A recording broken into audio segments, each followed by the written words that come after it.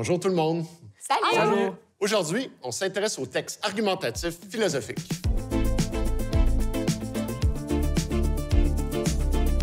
Comme pour la plupart des textes que vous avez l'habitude de rédiger, votre texte argumentatif devra comprendre une introduction, un développement et une conclusion. Alors, qu'est-ce qui distingue le texte argumentatif des autres textes? Comme son nom l'indique, la particularité d'un texte argumentatif, c'est qu'on y trouve des arguments. Les arguments, c'est pour convaincre?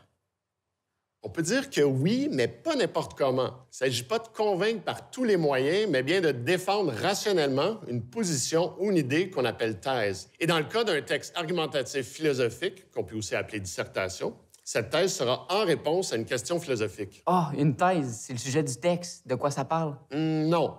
Ça, c'est plutôt le thème qui est plus général. La thèse, c'est votre prise de position, le point de vue que vous allez défendre à l'aide d'arguments en réponse à la question philosophique. Donc, c'est un peu comme donner son opinion. Et là, Platon serait pas fier de toi, hein?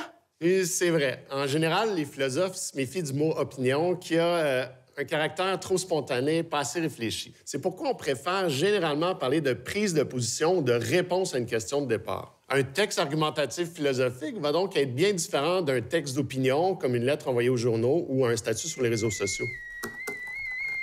Il ne s'agit pas simplement de se prononcer sur un sujet. Vous vous en doutez, on ne répond pas à une question philosophique comme on répond à un sondage d'opinion. OK, mais quelle question?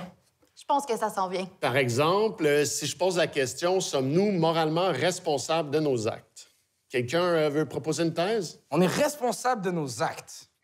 Moi, je dirais plutôt le contraire, que l'être humain peut pas être responsable de ses actes. Voilà, deux exemples de thèse, deux réponses possibles à une question philosophique. Mais une réponse, pour le moment, non justifiée. C'est plus loin dans le texte que vous viendrez la justifier avec des arguments. Au fait, d'habitude, on réfléchit d'abord à des arguments possibles et, en fonction des arguments qui nous semblent les meilleurs, on choisira alors une thèse plutôt qu'une autre. Donc, une question philosophique, c'est pas une question du genre pour ou contre, où on fait juste donner notre avis. Exactement. Ça prend une sacrée bonne réflexion pour pouvoir répondre. Et j'ajouterais que le but d'un texte argumentatif, c'est pas non plus de raconter un événement, de transmettre des informations ou d'exprimer nos états d'âme. Comme on l'a dit, il s'agit de défendre une thèse à l'aide d'arguments. Les arguments sont donc les raisons qui viennent justifier ma thèse. Pourquoi j'ai choisi cette position-là plutôt qu'une autre?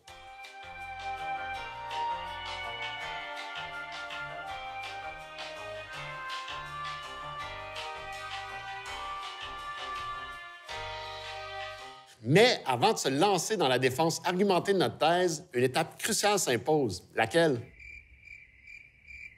faut d'abord s'intéresser à la question posée, prendre le temps de l'examiner avant d'y répondre. C'est un réflexe philosophique que vous apprenez à développer dans vos cours de philo, non? On appelle cette étape de l'introduction la problématique et elle vient après un court sujet amené. Quoi? Qu'est-ce que j'ai dit? J'ai un problème avec le mot problématique. Moi aussi. Yep. Ici aussi. Bon, OK.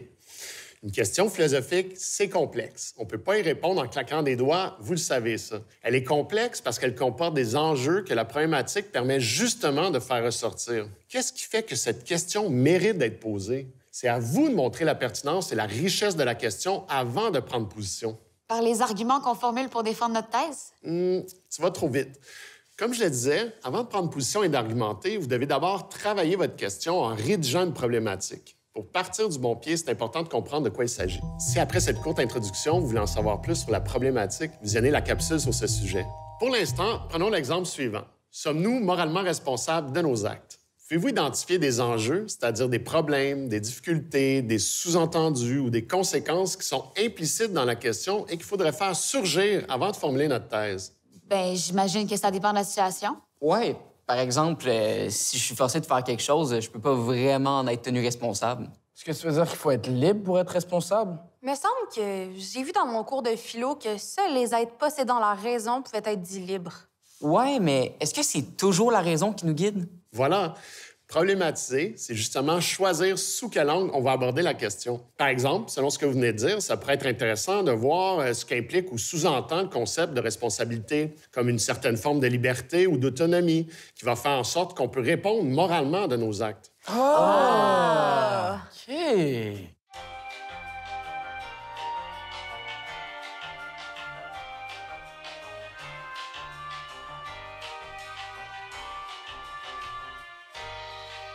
Mais est-ce est-ce qu'il faut définir les concepts importants de la question à ce moment-là? Ça dépend des consignes de votre professeur. Il y en a qui demandent de préciser le sens des concepts dans un paragraphe distinct situé entre l'introduction et le développement argumentatif. D'autres préfèrent intégrer la clarification des concepts dans la problématique ou plus loin dans le développement. Bon, une fois qu'on a fait tout ça, on peut vraiment argumenter pour défendre notre thèse. C'est ça. Une fois la question examinée, la thèse formulée et les principaux concepts définis, c'est maintenant le temps de passer à la partie développement et d'argumenter, c'est-à-dire de justifier votre thèse. Ça veut dire faire comprendre à la personne qui vous lit quelles sont les raisons qui vous ont amené à défendre cette thèse. Et d'habitude, votre prof s'attend à ce que vous mobilisiez des connaissances et des idées philosophiques étudiées pendant la session. On présente habituellement un argument par paragraphe, mais gardez à l'esprit qu'argumenter, c'est pas simplement aligner des phrases sur un sujet. Vous ne devez pas affirmer, mais plutôt démontrer pourquoi la position que vous défendez est la bonne. Donc, par exemple, je peux dire qu'on est responsable parce que je crois qu'on est toujours libre de choisir nos actions. Dans ce cas, tu dois expliquer pourquoi tu fais un lien entre liberté et responsabilité. Quelles sont les raisons qui t'amènent à dire qu'on est toujours libre, malgré ce que l'autre pourrait penser?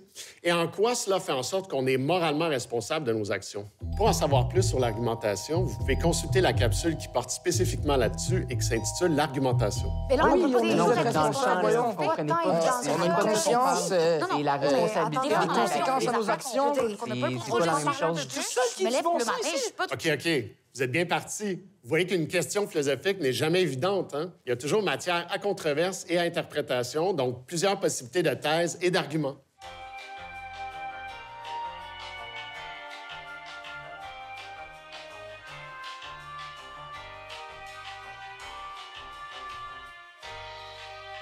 Mais est-ce qu'on doit seulement avoir des arguments en faveur de notre thèse ou on doit aussi présenter des arguments contre? Encore ici, ça dépend des consignes des profs. Il y en a qui exigeront une objection et une réfutation pour que vous montriez que vous êtes capable de rendre compte d'un point de vue opposé au vôtre et d'y répondre. Il y a justement une capsule là-dessus, l'objection et la réfutation. OK, je récapitule.